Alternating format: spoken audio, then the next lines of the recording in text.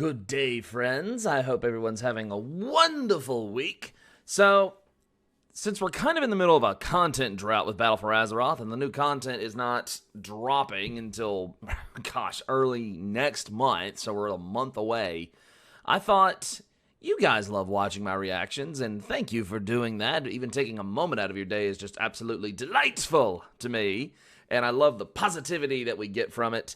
So I thought, you know what would be fun? Let's have a look back to some old trailers and cinematics from the glory days of World of Warcraft and gaming in general and just stuff that we love. I thought this would be fun, and what better way to kick off a look back than looking at, in my opinion, probably the best expansion that World of Warcraft ever had. I'm talking Wrath of the Lich King. Let's take a look, and let's see if this still holds up. That's a redundant question. Blizzard Entertainment. Before Activision. My son, My son. the day you were born, the very forests of Lordaeron whispered the name Arthas. Arthas. Yeah, buddy. And what's so significant about this image right here is that was the last time we saw him was sitting on the frozen throne at the end of Warcraft 3. So it just resonated with the fans so much. Oh my god, this music. Beautiful.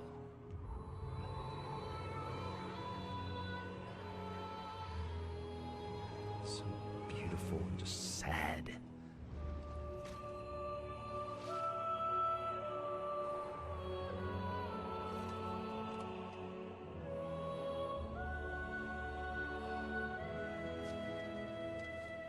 Goosebumps. Goosebumps. I watched with pride as you grew into a weapon of righteousness. And I just love that the final tier armor in ICC for Death Knights was based off of his armor. I just love that. Remember, our line has always ruled with wisdom and strength. Yeah.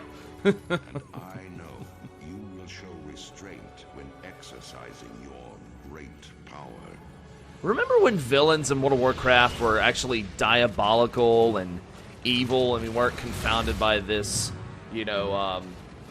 gray affinity and crap like that we were told from people that made this game? Remember when villains actually were like actual villains?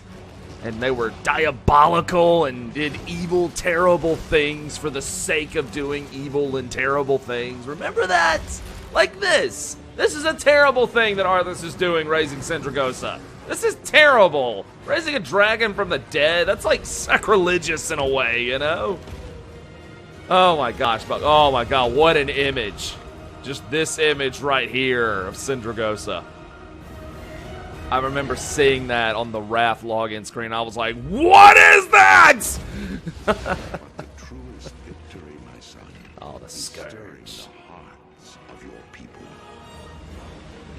Oh man, the Scourge.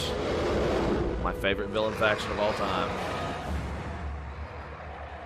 I tell you this, for when my days have come to an end,